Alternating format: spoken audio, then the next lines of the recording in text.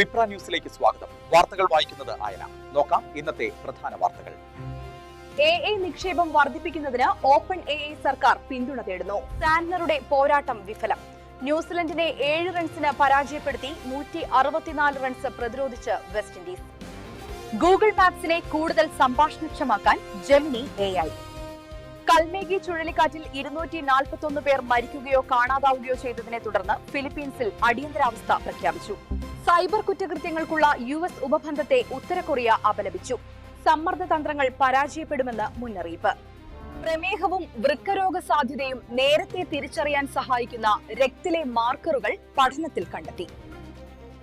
സംസ്ഥാന ശാസ്ത്രോത്സവത്തിൽ 8000-ത്തിലധികം വിദ്യാർത്ഥികൾ പങ്കെടുക്കും.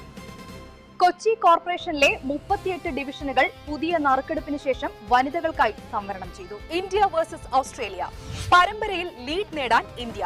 ഫോമിലേക്ക് തിരിച്ചെത്താൻ ഓപ്പണർ ഗിൽ. അഹമ്മദാബാദിൽ ദൃശ്യം മോഡൽ കൊലപാതകം. യുവാവിന്റെ മൃതദേഹം വീട്ടിനുള്ളിൽ കുഴിച്ചിട്ട നിലയിൽ. ഭാര്യയുടെ കാമുകൻ പിടിയിൽ. ഇതുപോലത്തെ ന്യൂസ് കാണാനായി വിപ്ര ന്യൂസ് സബ്സ്ക്രൈബ് ചെയ്യുക.